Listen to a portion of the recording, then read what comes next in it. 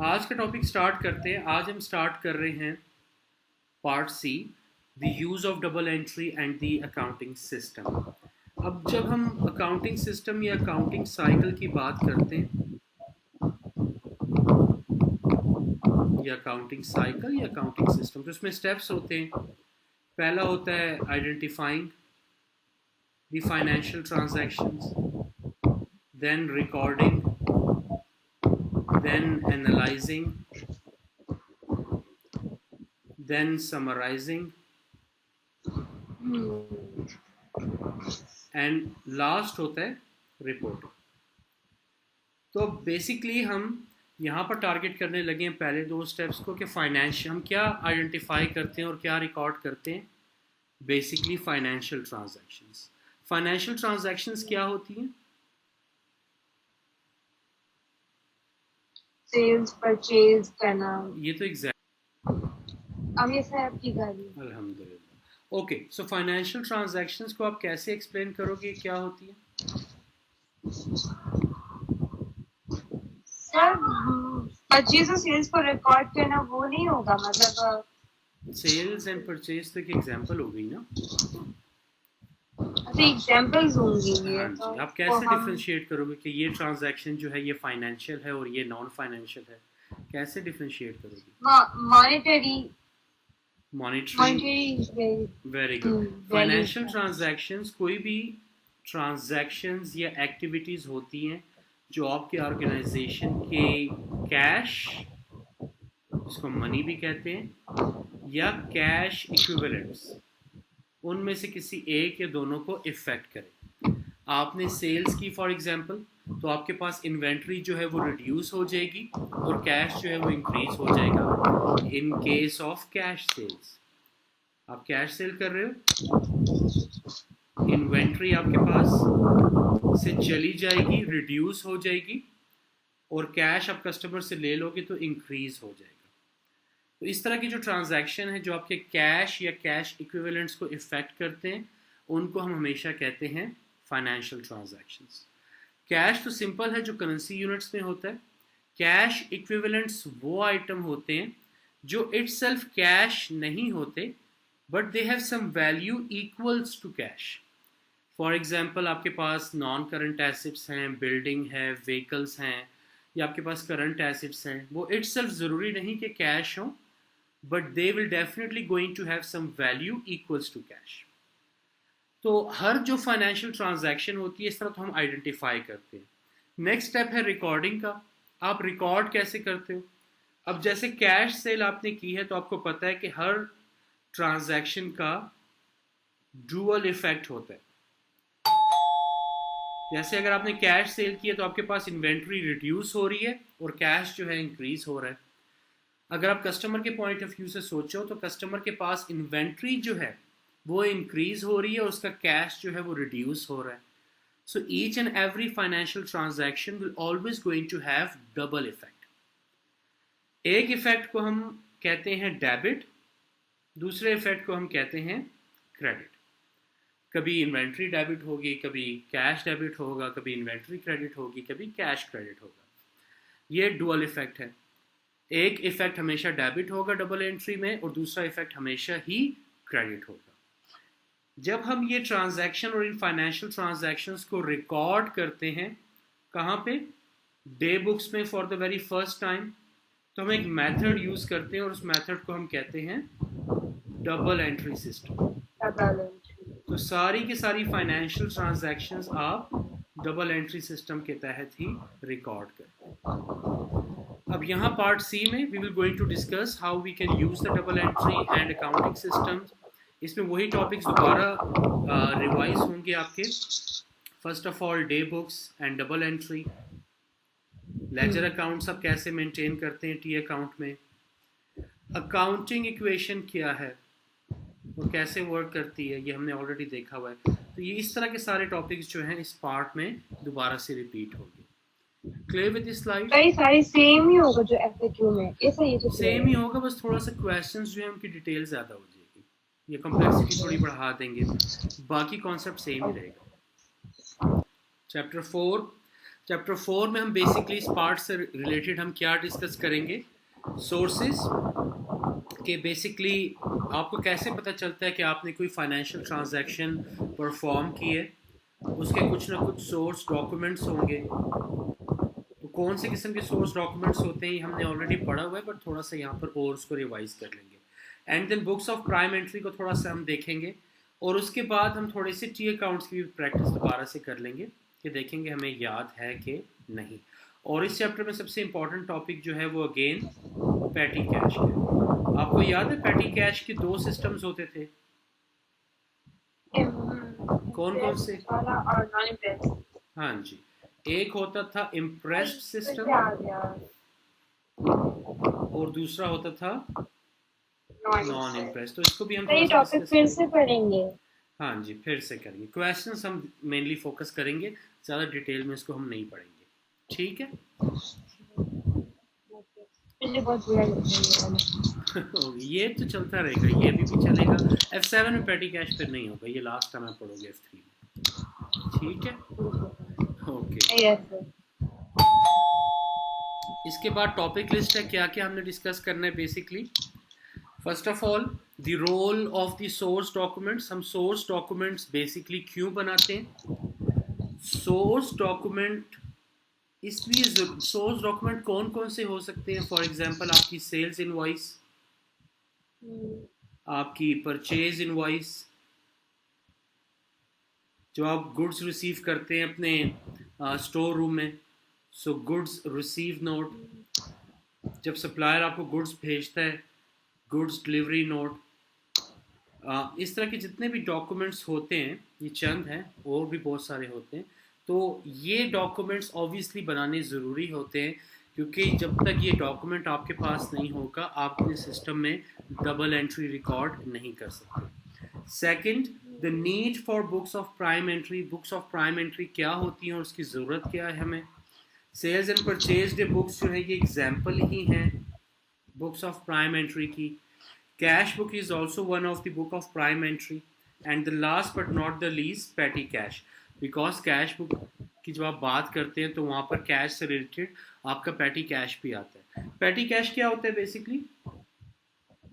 Small expenses, मतलब जो भी आप कैश अपने ऑर्गेनाइजेशन में कहीं ड्रॉर वगैरह में रखते हैं for small and minute expenses, जैसे चाय कॉफ़ी के लिए या स्टेशनरी के लिए, तो इस तरह के जो एक्सपेंसेस होते हैं उनको हम कहते हैं पेटी cash expenses. Clear with the topic list? Yes sir. Okay, next है यहाँ पर कुछ सोर्स डॉक्यूमेंट्स। अब मेजर सोर्स डॉक्यूमेंट कौन कौन से हो सकते हैं basically? First of all RFQs। RFQs क्या होती हैं? Request for quotation. अब फर्ज करो आपके पास कोई सेलेक्टेड सप्लायर नहीं है, लेकिन आपने रॉ मटेरियल बाय करना है, तो आपके मार्केट में 5-6 सप्लायर हैं फॉर एग्जांपल। तो आप क्या करेंगे, आप एक RFQ बनाएंगे और सब सप्लायर्स को भेजेंगे और उनसे आप रिक्वेस्ट करेंगे कोटेशन के लिए, और RFQ के जवाब में फिर सप्लायर्स आपके कोटेशन बनाएंगे और आपको भिजवाएंगे। RFQ आप बना के सप्लायर को भेजते हैं और उसके जवाब में कोटेशन आपका सप्लायर बना के फिर आपको भेजेगा। कोटेशन में बेसिकली क्या होता है? कोटेशंस में एस्टिमेटेड प्राइस दी होती है कि फॉर एग्जांपल आप 300 किलोग्राम्स का रॉ मटेरियल बाय करना चाह रहे हैं, हर रॉ मटेरियल की प्राइस हम आपको देंगे $8। तो ये सारे के सारे सप्लायर्स आपको कोटेशन भेजेंगे, उसमें आप देखेंगे कि रेपुटेशन किस सप्लायर की अच्छी है, कौन आपको ज़्यादा कंसिस्टेंट सप्लाईज प्रोवाइड कर सकता है, किसकी सेलिंग प्राइस सबसे कम है, और फिर उस सप्लायर को आप सेलेक्ट कर लेते हैं। कोटेशन रिसीव करने के बाद 10 में से या 5 में से एक सप्लायर आपने चूज़ कर लिया, फिर आप उसको ऑर्डर प्लेस करते हैं। ऑर्डर प्लेस करने के लिए आप बनाते हैं परचेज ऑर्डर, ठीक है? वही परचेज ऑर्डर जब सप्लायर के पास पहुंचता है तो सप्लायर उस डॉक्यूमेंट को कहता है सेल्स ऑर्डर, कि ये हमारे कस्टमर ने हमें ऑर्डर दिया है और उसको हमने सेल करनी है।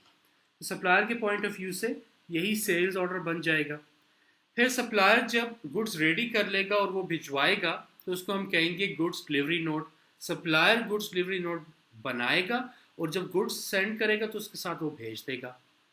और जब आपके वेयर हाउस में वो गुड्स पहुंच जाएंगे तो फिर आपका जो स्टोर कीपर होगा वो गुड्स को रिसीव करेगा, उनकी इंस्पेक्शन करेगा, उनकी क्वालिटी चेक करेगा और फिर GRN या गुड्स रिसीव नोट बना के देगा। जब सप्लायर गुड्स डिलीवर कर लेगा तो उसके साथ या उसके कुछ टाइम बाद वो इनवॉइस बनाएगा और हमारे अकाउंट्स डिपार्टमेंट को भेजेगा। कौन बनाएगा? सप्लायर बनाएगा और हमें भेजेगा। फिर उसके बाद some time on a monthly basis या ऑन अ फ्रीक्वेंट बेसिस आपका सप्लायर जो है आपको स्टेटमेंट ऑफ अकाउंट भेजेगा। स्टेटमेंट ऑफ अकाउंट अगर लेट सपोज 1 मंथ की है तो उसमें लिखा होगा कि मंथ के स्टार्ट में इतने आपका क्रेडिट था, इतनी आपने और परचेजेस की, इतनी बार आपने पेमेंट की और महीने के एंड पे इतना आपसे हमने रिसीव करना है। ये स्टेटमेंट ऑफ अकाउंट सप्लायर बनाएगा और हमें भेजेगा। फिर आता है credit note. Credit note basically अगर सप्लायर को लगता है कि उसने इनवॉइस बनाई है और ओवर चार्ज कर दिया है गलती से, या उसने 1000 गुड्स आपको भेजे हैं, कुछ आपने रिटर्न कर दिए हैं उसको, लेकिन इनवॉइस वो पहले ही इशू कर चुका है, तो उसका इफेक्ट कैंसिल करने के लिए जो भी अमाउंट उसने ओवर चार्ज की है या जो अमाउंट उसको आपसे चार्ज नहीं करना, उसके लिए वो आपको क्रेडिट नोट भेजेगा। डेबिट नोट जरा इसके ऑपोजिट होता है। क्रेडिट नोट सप्लायर बनाता है और कस्टमर को सेंड करता है। On the other hand debit note में क्या होता है? डेबिट नोट हम तब यूज़ करते हैं जब हमने सप्लायर को बताना होता है कि आपने हमें ओवर चार्ज किया है, आपने ज़्यादा अकाउंट, आपने हमारी ज़्यादा हमने लाइबिलिटी बुक की हुई थी ज़्यादा, हम अपनी लाइबिलिटी को रिड्यूस कर रहे हैं क्योंकि आपने हमें ओवर चार्ज किया। तो इसके लिए हम क्या बनाएंगे? कस्टमर बनाएगा डेबिट नोट और उसको सेंड करेगा सप्लायर को, और क्रेडिट नोट बेसिकली सप्लायर बनाएगा और कस्टमर को सेंड करेगा। फिर रेमिटेंस एडवाइस भी अक्सर एक डॉक्यूमेंट है। रेमिटेंस एडवाइस बेसिकली क्या होता है कि जब हम पेमेंट करेंगे अपने सप्लायर को जाके, तो साथ में पेमेंट के साथ हम एक डॉक्यूमेंट भेज देते हैं, रेमिटेंस एडवाइस। और सम टाइम रेमिटेंस एडवाइस को ऐसे भी एक्सप्लेन किया जाता है कि सप्लायर को जब पेमेंट मिल जाती है तो क्रेडिट सेल की ट्रांजैक्शन के जवाब में वो रेमिटेंस एडवाइस इशू करता है, और जब कैश सेल करता है तो रिसीट इशू करता है। बट यूजुअली कस्टमर जो है जब वो पेमेंट करता है सप्लायर को तो वो रेमिटेंस एडवाइस भेजता है, और रिसीट ऑब्वियसली जब सप्लायर को पेमेंट मिल जाती है वो रेमिटेंस एडवाइस के साथ चेक कर लेता है और आपको रिसीट इशू कर देता है। तो ये सारे के सारे सोर्स डॉक्यूमेंट्स हैं, इसमें कोई भी नया डॉक्यूमेंट नहीं है, सारे के सारे आप ऑलरेडी पढ़ चुकी हैं। डे बुक्स में फर्स्ट ऑफ ऑल है सेल्स डे बुक। अब सेल्स डे बुक में हम क्या रिकॉर्ड करते हैं? क्रेडिट सेल्स और जितनी भी हम अपने कस्टमर के साथ करते हैं। परचेज डे बुक में इसी तरह परचेजेस या क्रेडिट परचेजेस हम रिकॉर्ड करते हैं। सेल्स रिटर्न डे बुक में with the name it's very much clear, जितनी भी क्रेडिट सेल्स हमें रिटर्न होती हैं अपने कस्टमर से वो हम रिकॉर्ड करते हैं। परचेज रिटर्न डे बुक में हम जो अपने सप्लायर को परचेजेस रिटर्न करते हैं वो हम रिकॉर्ड करेंगे। जर्नल में क्या रिकॉर्ड करते हैं सना?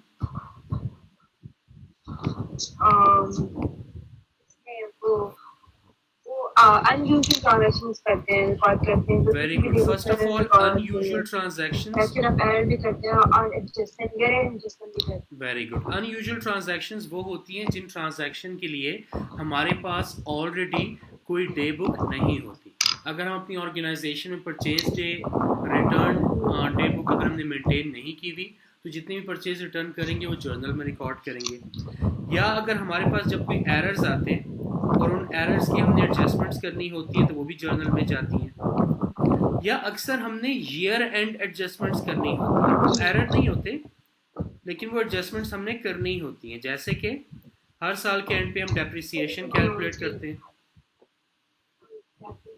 एक्रूड एक्सपेंसेस की हम करते हैं एडजस्टमेंट, प्री पेमेंट्स की एडजस्टमेंट करते हैं। तो इस तरह की जितनी एनुअल एडजस्टमेंट्स होती हैं, क्लोजिंग इन्वेंट्री हम कैलकुलेट करते हैं, उसको रिपोर्ट करना होता है। तो इस तरह की जितनी भी ईयर एंड एडजस्टमेंट्स होती हैं ये आपकी जर्नल में जाती है। Clear with this thing? Okay. इसके बाद है फिर कैश बुक। अब कैश बुक में बेसिकली हम सारी वो ट्रांजैक्शंस रिकॉर्ड करते हैं जो कैश में की होती हैं। अक्सर ऑर्गेनाइजेशन कैश रिसीट बुक अलग मेंटेन करते हैं और कैश पेमेंट बुक अलग मेंटेन करते हैं। अक्सर एक ही कैश बुक मेंटेन करते हैं, डेबिट साइड पे रिसीट्स लिखते हैं और क्रेडिट साइड पे पेमेंट्स लिखते हैं। और जितनी भी आपकी कैश सेल्स या कैश परचेजेस होती हैं वो भी सारी आपकी डे बुक्स में ही आती हैं। एंड एट द एंड पेटी कैश बुक, कि जब भी आप छोटी छोटी पेमेंट्स करते हैं अपने एम्प्लॉयज़ को या किसी को भी, तो फॉर स्टेशनरी पर्पजेज़ या कॉफ़ी या बिस्किट या इस तरह के छोटे मोटे खर्चे जो आप करते हैं कैश में, वो पेमेंट्स जाती हैं सारी cash payment petty cash book में। Clear with this thing? Yes sir. कोई क्वेश्चन अभी तक? नो। ओके। और इनको बुक्स ऑफ प्राइम एंट्री भी कहा जाता है, क्योंकि यहाँ पर सोर्स डॉक्यूमेंट जब हमारे पास आ जाता है तो ट्रांजैक्शन को सबसे पहली दफ़ा यहीं पे रिकॉर्ड किया जाता है। अच्छा, इसके बाद नेक्स्ट है हमारे पास पेटी कैश। पेटी कैश को मेंटेन करने के किसी भी ऑर्गेनाइजेशन में दो सिस्टम होते हैं। एक होता है इम्प्रेस्ड मेथड, दूसरा होता है नॉन इम्प्रेस्ड मेथड। एग्जाम्पल देता हूँ, उससे आपको बिल्कुल क्लियर हो जाएगा। इम्प्रेस्ड मेथड बेसिकली ये होता है कि हम एक फ्लोट मेंटेन करते हैं और उस फ्लोट को हम ऐसे ही यूज़ करते हैं, उसको हम कम या ज़्यादा नहीं करते। फॉर एग्जांपल, पहले महीने के स्टार्ट में 1 जनवरी को हमने अपने बैंक से $250 विड्रॉ किया और अपने पास रख दिया। अब पूरे महीने में हमने एक्सपेंसेस पे किए फॉर एग्जांपल $100 के, तो मंथ एंड पे हमारे पास कैश कितना रह जाएगा 31 जनवरी को? $150। ठीक है। अब हमने क्या करना है कि हमें 31 जनवरी को अपना फ्लोट रिस्टोर करना है जितना महीने के स्टार्ट में था। महीने के स्टार्ट में था 250, तो हम दोबारा से कितना यहाँ पर कैश डिपॉजिट करेंगे बैंक से निकाल के पेटी कैश में, जो एक्सपेंस अमाउंट होगा, जो कि $100 है। और अगेन 1 फरवरी को हमारे पास आ जाएगा 250। तो जितना भी एक्सपेंस हम करेंगे ड्यूरिंग एनी पीरियड, वो एक्सपेंस अकाउंट जितना भी एक्सपेंस हो रहा होगा, फॉर एग्जांपल इस एग्जांपल में हमने एक्सपेंस किया $100, तो इतना ही अमाउंट हम बैंक से निकालेंगे और यहाँ पर डिपॉजिट कर देंगे। Clear with impress method? Okay. Non impress method basically क्या होता है? नॉन इम्प्रेस मेथड में हम डिसाइड करते हैं कि हमने अपने फ्लोट को एक फिक्स अमाउंट से हमेशा रिस्टोर करना है। एक्सपेंस जितना भी हो, it doesn't matter. For example 1 जनवरी को हमारे पास फ्लोट था 250, हमारे एक्सपेंस हुए इस पूरे महीने में $100 के, तो महीने के एंड पे हमारे पास कैश बच जाएगा 150। अब हमारी पॉलिसी है कि हमेशा हमने $100 ही डिपॉजिट करना है, तो फिर हम क्या करेंगे, यहाँ पर दोबारा $100 हम डिपॉजिट करेंगे और 1 फरवरी को हमारे पास आ जाएगा $250। अगले महीने एक्सपेंस ज़रूरी नहीं हमेशा एक ही हो, अगले महीने एक्सपेंस 50 हुआ, हमारे पास कैश रह गया $200 का। अब अगेन हम फ्लोट ऐड करेंगे $100 का यहाँ पे, क्योंकि फिक्स अमाउंट हमेशा हर दफ़ा हमने दोबारा से टॉप अप करनी है यहाँ पे। तो टॉप अप का जो अमाउंट है वो हमेशा फिक्स $100 ही होगा, और इसमें 200 प्लस 100, तो अगले महीने 31 मार्च को हमारे पास आ जाएगा $300।